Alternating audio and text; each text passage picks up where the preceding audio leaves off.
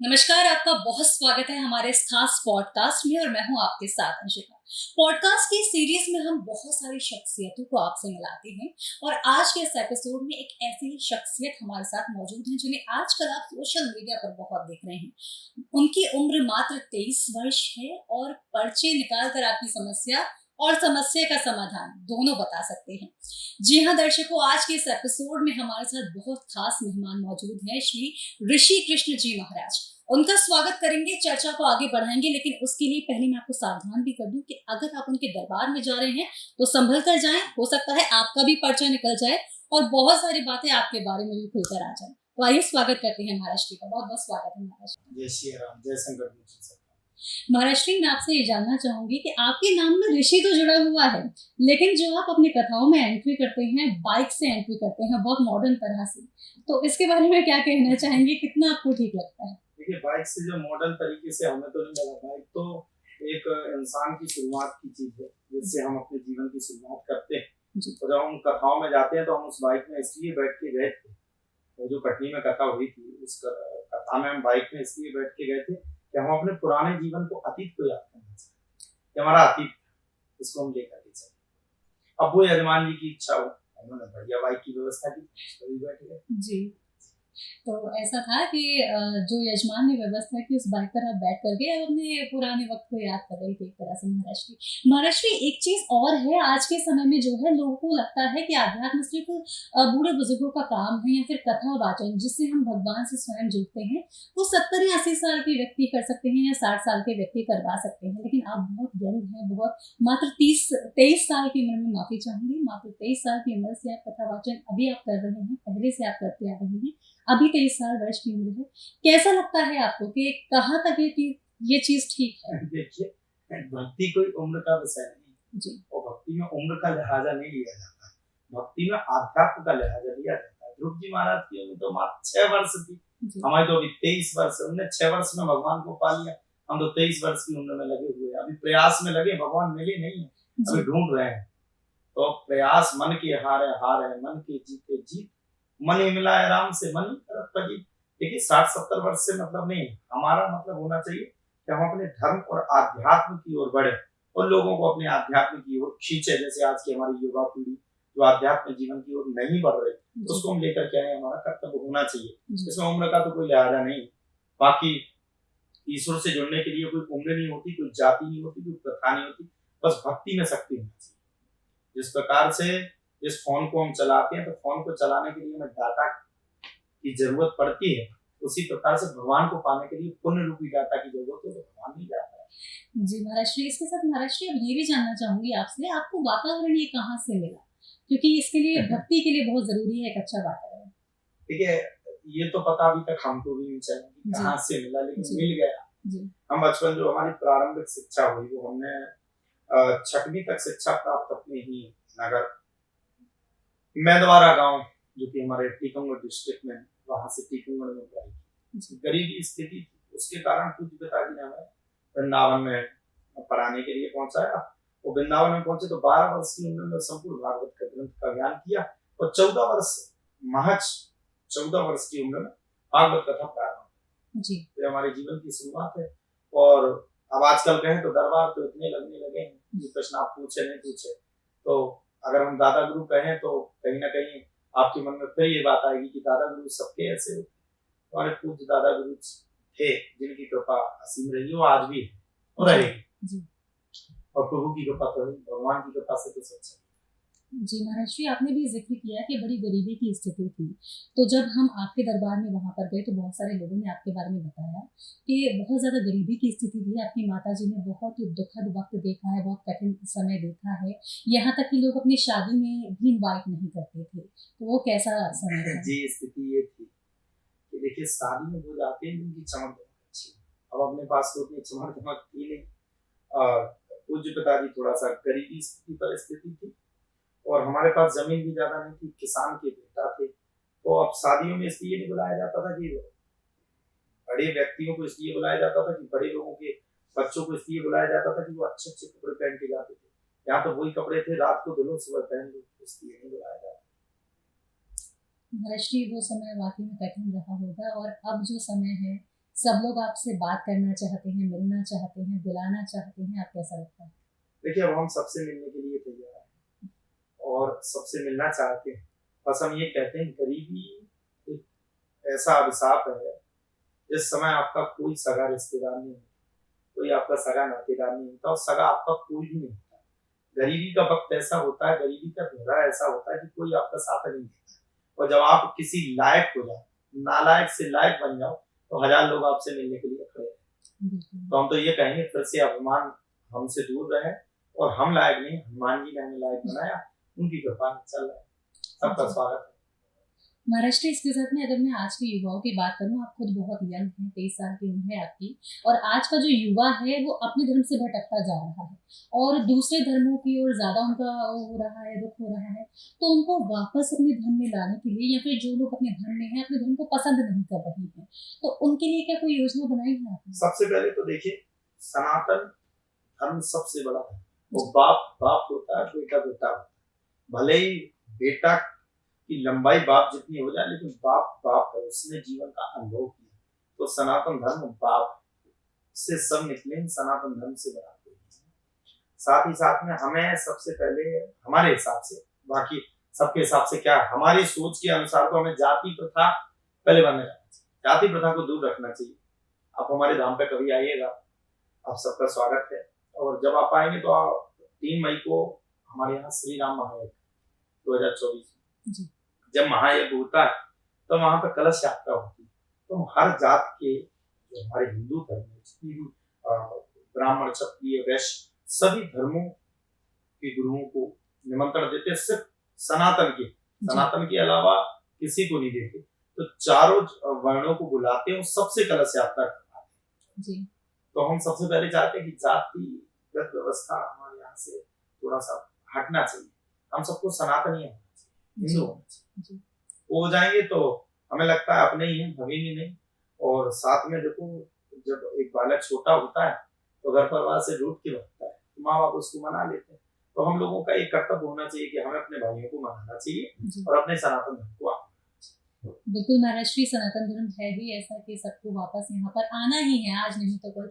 महाराष्ट्री बहुत से जो लोग हैं जो मुस्लिम हैं, वो भी हमारे धर्म से प्रेरित हो रहे हैं, आना चाहते हैं, उनके लिए क्या कहते हैं? बिल्कुल, उनका स्वागत है, आना भी चाहिए। वो भटक गए थे, कई दिनों से भटके हुए बैठे थे जी, दूसरी जगह पहुंच गए, आ रहे हैं तो स्वागत, आइए ना, बैठिए। राखी, आपका तो बहुत बड़ा स्वागत है जो आप फिर से हमारे धर्म में आ रहे हैं। हमारे धर्म में नहीं, ये धर्म ही सब कुछ था। आप बताइए, इतनी मजहब है, इतनी संप्रदाय है, क्या सनातन के अलावा किसी भी धर्म में क्या भगवान ने अवतार लिया? क्या भगवान अवतार लेकर के आए? तो सनातन धर्म ही धर्म है। और वो तो लड़ करके आप भाग गए, आपकी चाह रहे हैं तो स्वागत है जी। बिल्कुल महाराष्ट्र, आज के समय में बहुत से कुछ ऐसे पॉपुलर बाबा जी भी हैं जो जैसे आप पर्ची निकालते हैं ठीक उसी तरह वो भी करते हैं। आप उन्हें बेहतर अच्छी तरह से जानते होंगे। महाराष्ट्र, आप में और उनमें क्या डिफरेंस है, क्या अंतर है? देखिए, मैं पहली बात आपको बताऊं, जो आपने प्रश्न किया बहुत अच्छा किया, और आप प्रश्न करने में बड़ी योग्य है। ऐसा प्रश्न करती है उपमा की व्यक्ति को 1 मिनट में समझ में नहीं आता। हम यही कहेंगे कि हम किसी के बारे में न पढ़ें। क्या कहते हैं, हम सबके बारे में यही कहते हैं, सबके चरणों में प्रणाम। वो सब धर्म समान है, सनातन आगे बढ़ना चाहिए, किसी स्थिति में बढ़े, हमारा धर्म आगे बढ़ना चाहिए जी। और एक हमारे माता पिता ने हमें सीख दी है कि जीवन में जब तक जियो तब तक अपने से बड़ों की या किसी संत महात्मा की कभी बुराई मत करो। तो हम तो यही कहेंगे, धर्म आगे बढ़ रहा है, बढ़ने जी, वो जरूर बढ़ना चाहिए जी। महाराष्ट्र, जैसा कि आपने बोला कि आपके माता पिता ने जो आपको सीख दी है उसी के अनुसार आप चल रहे हैं। महाराष्ट्र, जब आपकी कथाओं का हम श्रवण करते हैं, सुनते हैं, तो आपकी जो बहन है उनके बारे में आप बड़ा बोलते हैं। तो ऐसी वो कौन है, उनके बारे में थोड़ा हमें बताइए, और ऐसा क्या उनका सहयोग या योगदान रहा है जिनके बारे में आप इतनी सराहना करते हैं, और हालांकि है आपकी वो मुंह बोली बहन जी। देखिए, बहन तो हमारी सगी प्रियंका दीदी, 2 भाई बहन, हमारी प्रियंका दीदी का भी हमारे ऊपर आशीर्वाद। और आपने जिन मुंह बोली बहन का जिक्र किया, उन बहन ने हमें गरीबी परिस्थिति में बड़ा साथ दिया। हम आपको बताएं, जब हम चलते थे हमारे पास 4 व्हीलर गाड़ी नहीं हुआ करती, कथाओं में जाना पड़ता था तो कोई हमारा साथ नहीं देता था, तो हमारी बहन हमारा बड़ा साथ देती थी। और एक बहन और एक बच्चे की तरह मुझे प्रेम करती थी, बच्चा मानती थी, लड़का। और कभी भी मैं दीदी के दरवाजे पहुंच गया तो कपड़े कैसे पहनना, ये हाथ में जो रक्षा सूत्र पहने हो ये बहन का है, ये आपको ये वाले कपड़े पहनना। हमारे पास उस समय पैसा नहीं था, तो कोई हमारा साथ देने वाला भी नहीं था और कोई देता भी नहीं था। तो अब उस स्थिति में किसके पास है, किससे क्या कहें? अगर किसी से कुछ कहें, देखिए जब बन जाता है तो हजारों नातेदार जुड़ जाते हैं, और जब बिगड़ा रहता है ना उस समय अगर आपको एक आपका कोई भी व्यक्ति, एक राह चला व्यक्ति भी आपकी मदद कर दे तो वो दिन याद है। तो हमें वो दिन याद है कि हमारी बहन हमारी बड़ी मदद करती थी, हर स्थिति में मदद करती थी। और जैसे धाम पे हमारी प्रियंका दीदी का तो आशीर्वाद भी हमारी सगी बहन हो, मोह बोली बहन, ये भी हमारी सगी। हम इन दोनों बहनों में कोई एक अलग से टिप्पणी नहीं करते, इन दोनों को एक मानते। तो हर व्यक्ति धाम पे जाता था तो अपनी अपनी सब लगाते थे, हमारा ये हो जाए, हमारा काम बन जाए। हमारी बहन जब जाती थी तो हमारी बहन का नाम, चूंकि नाम नहीं लेना चाहिए, पूजा दीदी नाम, तो दीदी जब जाती थी तो दीदी के जाने के बाद दीदी भगवान से अपने लिए कुछ नहीं मंगा रही, दीदी भगवान से कहती थी भगवान अगर तुम हमारी बात सुन रहे हो तो हमारे भैया को खूब ऊंचाइयां दें। तो उस बहन का उपकार और एहसान हम कभी भूल नहीं पाते। हमें लगता है कि वो बहन हमारे लिए भगवान बन के आई, तो संकट मोचन नहीं उनको प्रेरित किया। महाराज जी, जैसे कि आपने बताया बहुत गरीबी की स्थिति थी, एक वो समय था जब आपके पास एक साइकिल मात्र थी, वो भी टूटी फूटी अवस्था में, और अब आपको एक 4 व्हीलर गिफ्ट में मिली है। महाराज जी क्या भाव है? ये तो 4 व्हीलर हमारे प्रति आजाद जी ने, पप्पू भैया ने, वो भी एक पिता बन के उन्हें पूरा कर्तव्य किया है। और 24 घंटे उन्हें बड़ी चिंता रहती है, चैनल से वो जुड़े रहते हैं और फोन भी करते हैं। उन्हें बस एक ही चिंता है महाराज जी किस प्रकार से जुड़ सकते, तो उनका मैं किस हृदय से धन्यवाद कर सकता हूँ, मैं कह नहीं सकता। उन्हें एक दिन हमारी जब सच्चाई सुनी, उन्हें मन से बोला, क्या हुआ कि जब हम कटनी में कथा के लिए जा रहे थे तो 6 घंटे तक हम लेट रहे, और छोटी सी गाड़ी हमारे पास, और जब हम बड़ी जगह जाते हैं तो हमें बड़ा स्तर से बैठना चाहिए, हमारे पास गाड़ी नहीं थी और हम 6 घंटे का वेट कर रहे थे। बहन की गाड़ी कहीं गई हुई थी, तो वो गाड़ी जब आई तब जाकर के वहां पहुंचे। ये बात हमने हकीकत मंच पे कही तो पप्पू भैया ने हमारी बड़ी मदद की, और ये कहते हैं हमारा कुछ सब आप सबका है, तो सब धाम का है, हम तो धाम के एक शिष्य हैं। और प्रवीण भैया को हम धन्यवाद भी कहना चाहते हैं, उन्होंने बड़ी मदद की, इतनी मदद कोई किसी नहीं है। बिल्कुल महाराज जी, कह सकते हैं कि आप इतने अच्छे काम को कर रहे हैं, तो हो सकता है कि ये भी उनका भाव रहा हो कि सनातन का जो प्रचार हो रहा है वो नहीं रुकना चाहिए किसी भी सिचुएशन में। महाराज जी, अब अगर हम बात करें कि जो पर्चियां निकालते हैं, बहुत से लोगों का ये कहना है कि कोई यक्षिणी शक्ति होती है, उसके द्वारा भी ये संभव है, तो इसके बारे में आप क्या कहेंगे? देखिए, यक्षिणी शक्ति अभी तक तो हमें मिली नहीं मिल जाएगी तो हम आपको जरूर यहाँ आकर के ऑफिस में बैठ कर के बताएंगे। अगर ऐसे यक्षिणी मिलती होती तो सब बैठ के बनाने लगते। यक्षिणी नहीं है, हनुमान जी की कृपा पात्र है हमारे हृदय के अंदर। ये तो आप मानती हैं कि सबके आत्मा में भगवान बसता है। अब सबने अपने भगवान को सुला दिया है, हमने अपने भगवान को जगा दिया। कैसे जगा है? देखिए, जब पहला सच्ची भक्ति किसको कहते हैं? सच्ची भक्ति विश्वास को कहते हैं। जब प्रहलाद जी के, आपने ये चरित्र भी सुना होगा, प्रहलाद जी के जब पिता हिरण्यकश्यप ने उनसे कहा तेरा भगवान कहाँ, तो उन्होंने कहा हर जगह जहाँ आप भोजन वहां भी। बोले तो क्या इस खंबे में?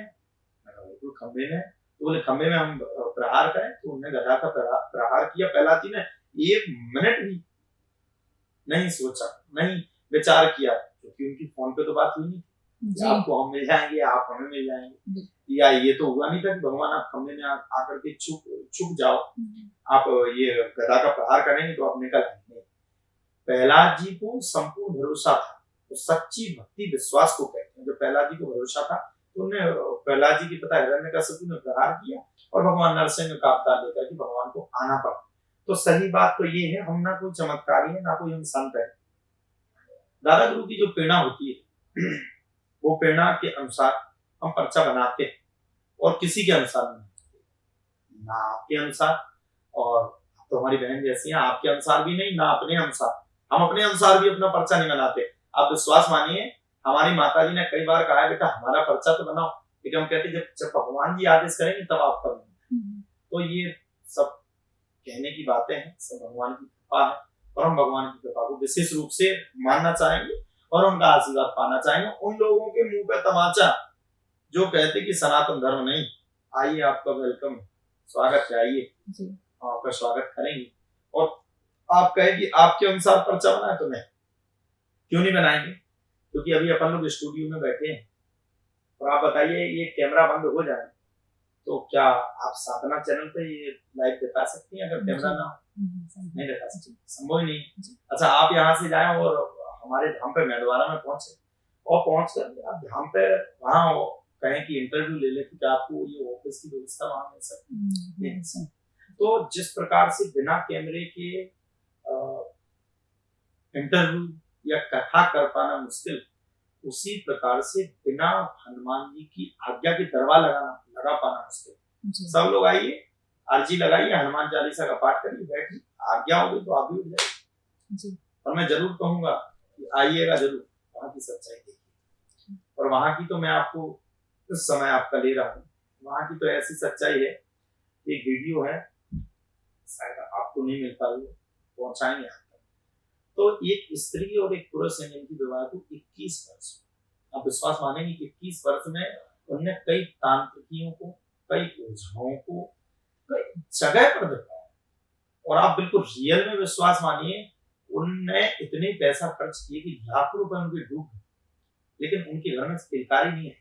आज भगवान की ऐसी कृपा है कि 5वां महीना चल रहा है, गर्भवती है वो 21 वर्ष के बाद। तो डॉक्टर कह रहा है कैसे हुआ? तो यही हमारे संकट में चल वो विशेषता रूप से चाहिए। जी, तो महाराज जी मैं आपसे यह जानना चाहूंगी, जैसे कि आपने बताया कि हनुमान जी की कृपा है, उनकी वजह से संभव हो पा रहा है, लेकिन लोगों का तो ये कहना है कि चुटकियों में समाधान ऐसे संभव नहीं है, ढोंग भी बोलते हैं लोग इसको, तो आप उसके लिए क्या कहेंगे? देखिए, जो ढोंग बोलते हैं उनके लिए तो हम यही कहेंगे कि ढोंग बोलते हैं तो बोलते रहिए, आपकी जैसी भावना आपके पास है, चुटकियों में समाधान क्यों नहीं हो सकता है? जब चुटकियों में रातों रात, जब मंदरांचल पर्वत को, जब रातों रात द्रोणागिरी पर्वत को लाकर के बूटी दी जा सकती है, जब रातों रात समुद्र को ढका जा सकता है, जब रातों रात माता सीता का पता चलाया जा सकता है, जब हनुमान जी लंका में जाकर के चुटकियों में लंका को विध्वंस कर सकते हैं, 1 मिनट में आग लगा सकते हैं, तो चुटकियों में समाधान भी हो सकता है। वो हनुमान जी की कृपा है। और यह उसके चक्कर में मत पड़ना, लाल लंगोटा धारण किए हुए वो बैठे हैं, वो कलयुग के राजा है, उनसे बड़ा संसार है। महाराज जी, इसमें आप ये और जानना चाहूंगी कि आज के समय में क्या है कि हर कोई गुरु बनकर बैठा है, और हम जैसे लोगों के लिए, आम लोगों के लिए बड़ा मुश्किल है असल गुरु को पहचानना, कैसे पहचानना?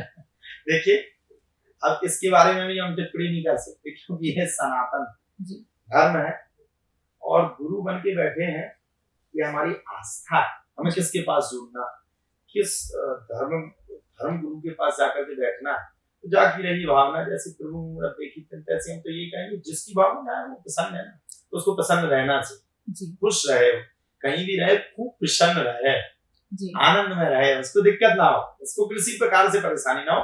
वो तो उसको लगता है ना, जैसे हमें लग रहा है कि हम इस ऑफिस में आकर के बैठे, हमें सुख की अनुभूति हो रही, हम आपके प्रश्न का उत्तर सही दे पा रहे हैं, तो हमें अच्छा लग रहा है, तो हमारी भावना है, हमें यहाँ बैठना है साधना। अब कोई क्या नहीं, साधना में नहीं बैठना है, दूसरी जगह जाइए, क्यों जाइए, हमारी भावना है, हमें साधना अच्छा लगता है, हमें वहां बैठे। तो उदाहरण के तौर पर हम यही कहना चाहेंगे, जिसको जाना उसकी इच्छा है बिल्कुल जाए। जी महाराज जी, आज का समय है, सोशल मीडिया का वक्त ये ज्यादा हो गया है, सोशल मीडिया के जरिए हर किसी के घर में, हर किसी के दिल तक पहुंचा जा सकता है, तो आपसे जानना चाहूंगी कि क्या आप अपने फेसबुक या इंस्टाग्राम पर एक्टिव रहते हैं, क्या वहां पर उसके लिए, मतलब इन सब चीजों के लिए आप समय निकाल पाते हैं? आप विश्वास मानेंगे, हम 20 दिन से 2 घंटा से ज्यादा नहीं सोए। कल हम सुबह 5:20 पे आपकी गाजियाबाद में पहुंचे, और सुबह 6:30 बजे, वो 6 बजे स्नान करके पूजा पाठ करके 8 बजे कलश यात्रा के लिए तैयार हुए। हम कई दिनों से सोए नहीं हैं, फेसबुक इंस्टाग्राम का समय मिलता है जी, तो बाकी तो हमारे जो कार्यकर्ता रहते हैं वही चलाते हैं, हमें तो समय नहीं जी। तो महाराज जी, कोई ऐसी परेशानी नहीं है, लोग आपसे दिलो दिल तो जुड़ ही रहे हैं, साधना के माध्यम से आपसे लोग जुड़ रहे हैं, और मैं कहना चाहूंगी अपने बाकी के व्यूअर्स को आप जुड़ना चाहते हैं, आप साधना से जुड़िए, तो महाराज जी से आप आराम से खुद संपर्क कर पाएंगे, साधना पर आप उनको देख सकते हैं। मैं आपके चैनल को बहुत पहले तो साधना चैनल कर रहा है, और हमेशा धर्म दिखाता है, और हमेशा साधना चैनल में सत्यता की प्रतीक रहती है। तो मैं सभी दर्शकों से कहना चाहूंगा, साधना चैनल से जरूर जुड़िए आप सब लोग। और श्रवण भी करिए, आगे की जितनी भी कथाएं रहेंगी सब साधना करिए। जी महाराज जी, अब मेरा एक मन में एक जिज्ञासा आ रही है, प्रश्न ये आ रहा है कि आप खुद इतने युवा हैं और आज के समय में जो नेता है वो भी इस तरह से जुड़ते हैं और जो युवा जो गुरु होते हैं उनसे जुड़ते हैं, गुरुओं के मन से जुड़ते हैं, तो आपको ये कहाँ तक ठीक लगता है, क्या ये ठीक है? देखिए, नेता से मतलब नहीं, हनुमान जी के पास हम जा रहे हैं तो हम उसके लिए तो हम अलग है ना। हमारे पिता बैठे हैं ना, लड़का कितना ही बड़ा हो जाए, मुख्यमंत्री बन के आ जाए तो क्या पिता को नीचे थोड़ी बैठा देगा, पिता को तो ऊपर ही बैठा लेगा ना, सम्मान तो वही देगा ना, क्योंकि पिता तो पिता है।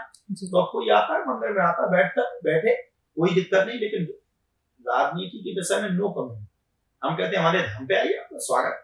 वहां आप राजनीति नहीं कर सकते ना, हमें आप कहें कि हम कहीं राजनीति करें तो हम नहीं कर सकते ना। हमारी खुद की भी पार्टी है ना, शायद आपको पता नहीं, हमारी भी पार्टी है। जी, कौन सी पार्टी महाराष्ट्र, आप हमारे चैनल के माध्यम से? उस पार्टी के प्रधानमंत्री हमारे हनुमान जी हैं जी, और राष्ट्रपति भगवान राम है, जो विराजे हुए हैं, अभी अयोध्या में विराज चुके हैं जी। और हम लोग छोटे छोटे कार्यकर्ता, हमारी पार्टी है संकट मोचन नाम की पार्टी, उसका निशान है मुष्ट का गदा, उसका निशान है। आइए उससे जुड़िए, वो लोग राजनीति में जुड़ रहे हैं, वो राजनीति में जो जुड़ रहे हैं उनका अपना कर्म है, हम लोग धर्म नीति में जुड़ रहे हैं, धर्म नीति में क्या जुड़ रहे हैं, आपको लेकर के जा रहे हैं और आप सबसे यही प्रार्थना कर रहे हैं कि हमारे धाम पर आओ। कई नेता करते ना कि आप हमें सहयोग करो, हम आपका साथ देंगे, तो हम भी कहते कि आप लोग धाम पे आओ, हम आपका साथ देंगे। धाम पे आप लोग आते हैं, हनुमान जी से अर्जी लगाते हैं, आपकी काम मनवाते हैं, आपकी हर पर्चे को लेकर के हनुमान जी के सामने कहते हैं बार बार आ रहा है इसका काम करो। नेता के पास भी जाते हैं पर्चा लेकर के हमारा काम करो, तो हम भी अपनी पार्टी बना बैठे, तो दूसरे की पार्टी हमारे पास कैसे आ सकती। और राजनीति तो हम ये चाहते कि राजनीति से तो बिल्कुल कोसों दूर रहे, महज नहीं कोसों दूर रहे।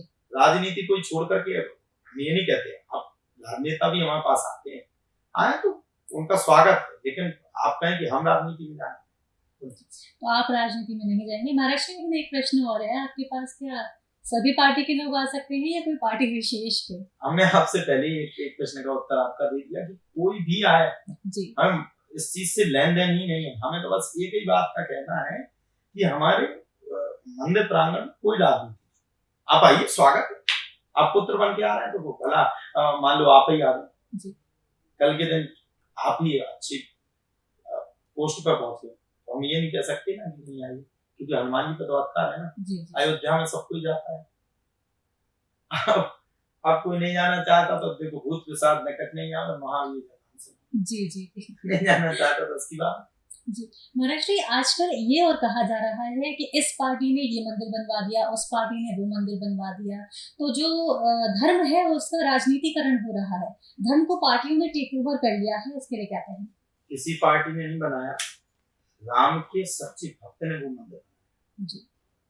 आप ध्यान करिए, लाल चौक से भारत के प्रधानमंत्री जी ये कहा था रामलला हम आएंगे, मंदिर वहीं बनाएंगे और हमारे सीने से भी गोली निकल जाए तो खाने के लिए तैयार है, और राम को लेकर के आए। तब लोग कहाँ गए? जब कार सेवकों पे आपने गोलियां चढ़ाई थी, जब उन्हें मारा गया, तो आपकी राजनीति कहाँ गई थी? तब आप भी तो बैठे थे, तभी तो स्वागत था, आप राम के लिए लड़ते और राम का भक्त राम के लिए लड़ा। और प्रधानमंत्री जी आपको पता है अयोध्या गए ही नहीं है, उनकी प्रतिज्ञा थी कि जब राम आएंगे तभी जाऊंगा। तो ये सच्चे भक्त की पहचान थी। और मैंने एक बहुत अच्छी चीज देखी थी, मैं आपके चैनल के माध्यम से बताना चाहूंगा। किसी ने उसको एडिट करके रखा जी, ये लोग नहीं जा रहे हैं, तो उसमें फिर एक हनुमान चालीसा बजने लगा। मैंने हनुमान चालीसा में लिखा है भूत पिशाच निकट नहीं आवे महावीर जब नाम से। तो हम तो ये जानते हैं शंकराचार्यों को छोड़कर, सनातन धर्म गुरुओं को छोड़ करके जो नहीं गए हैं उनको राम ने पसंद नहीं किया। आप विश्वास मानिए और अच्छे गौर से सुनिए, क्यों पसंद नहीं किया? क्योंकि राम जानते थे कि तुमने हमारा विरोध किया, और विरोधियों को राम जल्दी स्वीकार नहीं कर सकते ना। तो नरेंद्र मोदी जी ने जो काम किया वो भारत समूची भारत के लिए, और उनका मैं इसलिए नाम नहीं ले रहा हूँ कि मुझे राजनीति में ना है, मैं उनका नाम इसलिए ले रहा हूँ कि नरेंद्र मोदी सच्चे भारत ने बहुत कुछ किया, बहुत कुछ त्याग किया। इसी यूपी में क्या सत्ता होती थी, क्या दुर्दशा होती थी, क्या संत महात्माओं के साथ दुर्दशा होती थी, तब तो सब लोग भूल गए। आज सब कह रहे हैं कि राजनीति के चक्कर में, कई लोग तो ये भी कहते हैं कि 2024 के चुनाव के चक्कर में राम मंदिर की स्थापना हुई। तब आप लोग कहाँ गए थे? आपको तो पूरी सत्ता मिली थी, तब तो कुछ था ही नहीं, कोई वर्चस्व ही नहीं था, तब तो आपको ही अब किसी ने स्थापना कर दी, राम के लिए लड़े, राम के लिए दिनों रात एक किया और राम को लेकर के आ गए, तो उसमें भी राजनीति तो ये कहीं महाराज जी, एक प्रश्न और है मेरा आपसे, क्योंकि आप खुद युवा हैं और आज के समय में जो युवा हैं वो धर्म से नहीं जुड़ रहे हैं, धर्म से दूर होते जा रहे हैं और बीमारियां आजकल बहुत हो रही हैं, जैसे कि अब नशा करने लग रहे हैं, सिगरेट पी रहे हैं, तो उससे भी समस्या आ रही है। तो हालांकि कहीं ना कहीं इसको ऐसे समझे हम कि धर्म से दूर हो रहे हैं, तो उनको जोड़ने का कोई गुरु मंत्र? हमें इस बात पे हंसी आई कि हम आपका ही प्रश्न का उत्तर देना चाह रहे थे और हम ये सोच रहे थे आप कब पूछें जी, क्योंकि हमारे मन में लगा था कि ये प्रश्न आपके पास है, तो हमें ये लगा कि आप ये प्रश्न कब पूछेंगे। हमसे एक व्यक्ति ने पूछा कि आप ये बताइए कि भारत हिंदू राष्ट्र जब बने तो आप साथ दोगे कि नहीं दोगे? हमने कहा क्यों नहीं देंगे। हमने कहा पहली बात तो भारत हिंदू राष्ट्र है ही, भारत हिंदू राष्ट्र है ही, वो भारत की एक परंपरा है। पता क्या? भारत की, हम हिंदुओं की एक परंपरा है कि हमारे यहाँ कोई आता है ना तो हम लोग चुप के दरवाजे को बंद नहीं करते।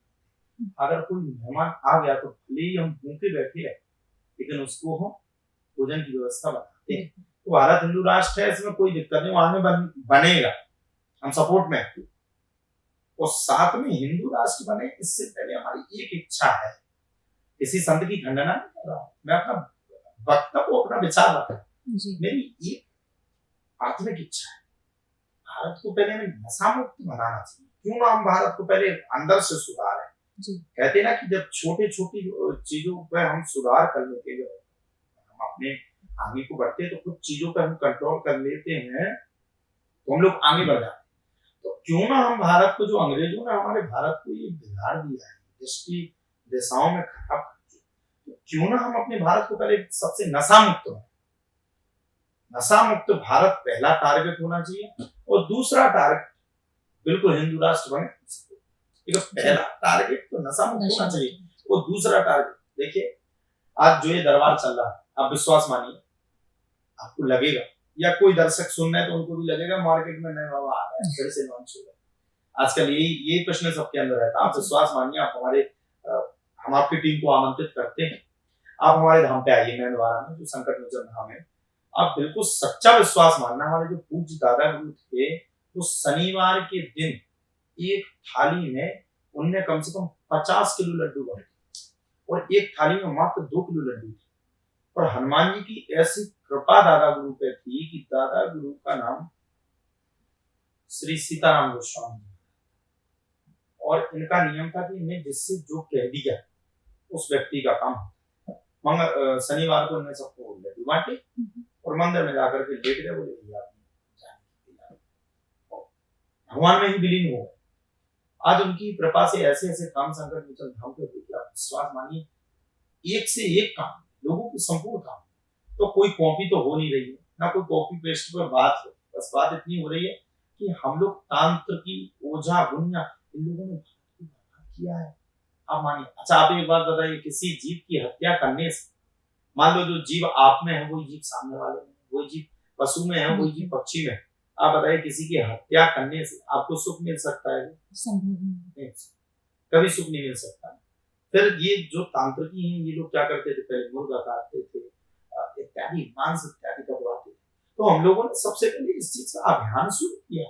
वो अभियान शुरू करके हम लोगों ने इस चीज का दिशा को प्रारंभ किया और लोगों को हटा करके हम लोगों ने हनुमान जी के प्रति उन्हें जोड़ा। तो यही कहना चाहेंगे, हम कोई राजा नहीं है, कोई हम अलग से नहीं बने हैं।